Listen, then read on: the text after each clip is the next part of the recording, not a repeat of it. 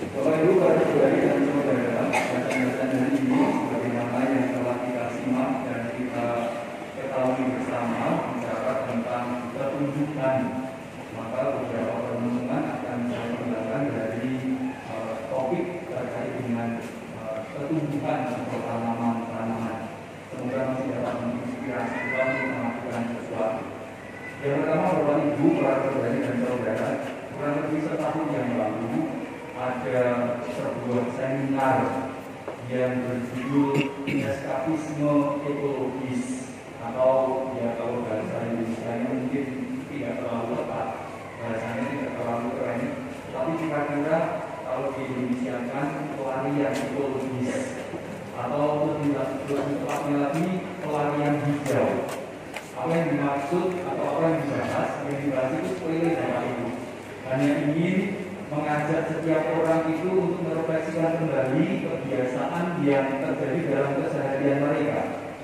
Yang kebiasaan yang terjadi dalam kehidupan umum kita seperti apa, yang dikatakanlah yang ditertapakan dalam seminar itu, yang kemudian direfleksikan di seminar itu sangat sederhana Bapak Ibu, para saudara-saudara. Sebagai manusia dalam praktik kita sehari-hari, kita paling suka kalau berteduh di bawah rimbunnya tanaman. Kalau kita parkir, kita pasti cari di bawah tanaman yang rimbun supaya apa? Mobilnya tidak kepanasan, atau supaya kita tidak kepanasan dan macam-macam, supaya silir dan macam-macam. Tetapi yang jadi persoalan Bapak Ibu, yang menjadi paradoksnya adalah kadang-kala kita suka mematikan tanaman. Atau yang lebih paradoks lagi Bapak Ibu, yang menjadi bahan pembicaraan dalam pelarian hijau ini yang disampaikan adalah kita suka pergi ke katakanlah kebun-kebun yang hijau, foto-foto di spot-spot yang banyak tanaman, tetapi kita di rumah tidak menanam tanaman. Maka ada hal-hal yang agak aneh dalam kebiasaan hidup kita. Anda boleh setuju, boleh tidak setuju, tetapi gagasannya rasa-rasanya ada benarnya juga.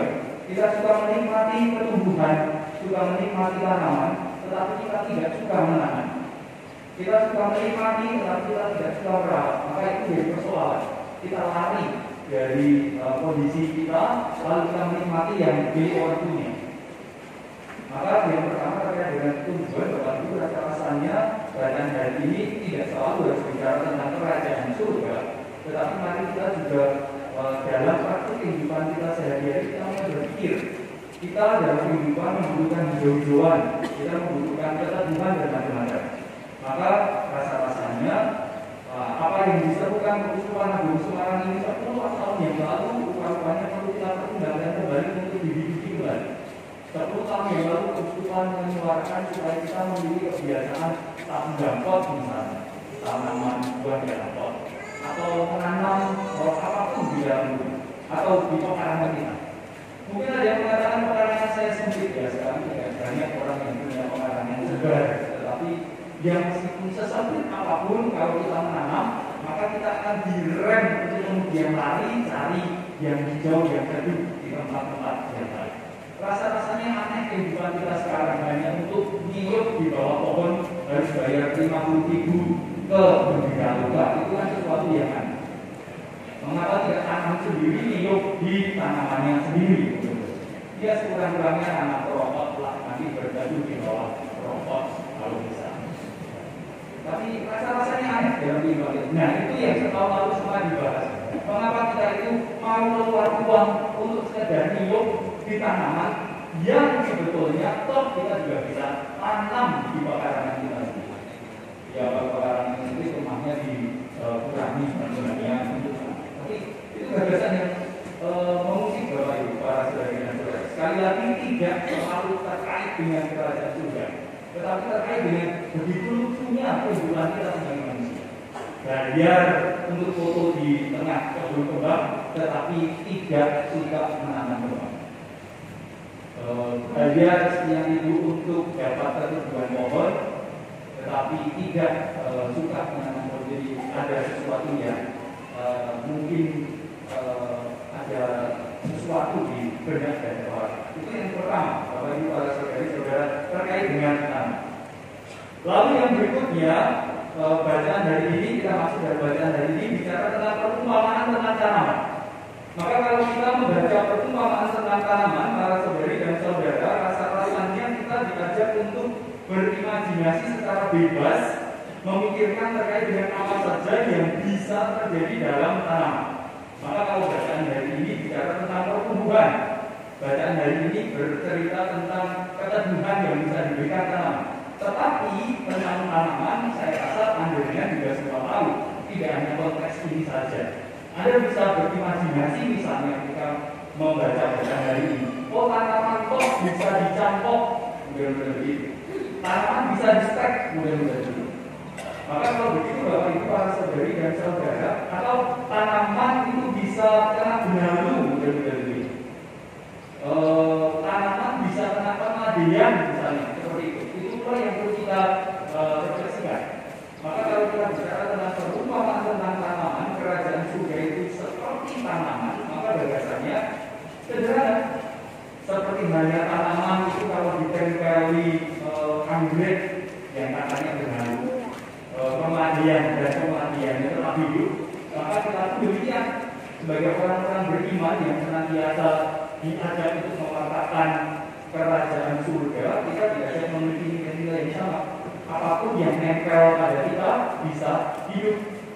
Siapapun yang dekat dengan kita bisa hidup. Atau yang lain, kita bisa stack misalnya, lalu ditancapkan kemana-mana, sama seperti bacaan pertama.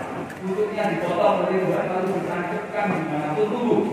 Maka kalau kita bicara tentang kerajaan Tuhan seperti tanaman yang bisa di stack, maka kita pun diharapkan punya katakanlah nilai-nilai yang sama. Kita mau diambil dari tempat mana, diceblokkan di mana, kita bisa hidup. Gagasan-gagasan dan bisa ditambah lain.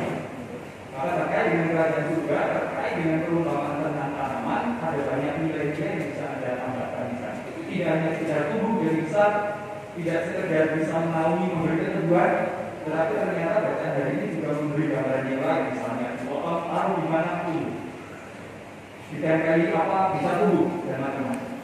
Maka semoga kita pun punya nilai-nilai itu dan bisa Anda tambahkan. Bisa disilangkan misalnya, dan manusia bisa disilangkan juga ya. Maka kalau kita rasa-rasanya misalnya, contoh saja, kalau bapak ibu Jawa mengharuskan anaknya nikah dengan orang Jawa, maka tidak kerajaan surga jadinya. Karena Anda berarti mengingkari kodrat tanaman itu bisa di-stack. Ya kalau itu nanti ya semua bisa di-stack ya. Eceng gondok tidak bisa di-stack, ditempelkan, atau tidak bisa dicampok, tidak bisa ditempelkan bibit kerandu misalnya. Tapi gagasannya, rasa-rasanya gagasan disilangkan itu juga kerajaan Tuhan. Maka kalau Anda mengharuskan anak Anda harus dapat orang ini, orang itu, tidak boleh yang itu, tidak boleh yang ini, rasa-rasanya juga perlu dipikirkan kembali terkait dengan apakah kerajaan surga menginspirasi kehidupan kita setiap hari. Itu yang kedua, perumpamaan tentang tanaman. Anda boleh mengembangkan apapun terkait dengan nilai-nilai dalam pertumbuhan yang ada di sekitar kita. Sekali lagi tidak sekedar tumbuh, tetapi juga bisa menaungi, bisa hidup dimanapun juga, lalu bisa digabung dengan apapun juga dan seterusnya. Semoga itu menjadi nilai-nilai kemanusiaan kita yang bisa menjadi saksi hidup dimanapun. Itu yang kedua. Lalu yang terakhir, Bapak Ibu para saudari dan saudara, terkait dengan bacaan hari ini disahkan pula tentang tanah. Dan dalam bacaan kitab suci ada banyak Tuhan Yesus itu mengumpamakan manusia itu sebagai tanah, tempat tumbuh. Lalu bacaan hari ini juga mengingatkan Tuhan sudah menabur. Maka jangan pernah dalam kepala kita Tuhan menabur dalam diri saya enggak, pasti enggak. Kalau kita membaca bacaan kitab suci, pasti kita tahu yang ditaburkan Tuhan itu sama gandum.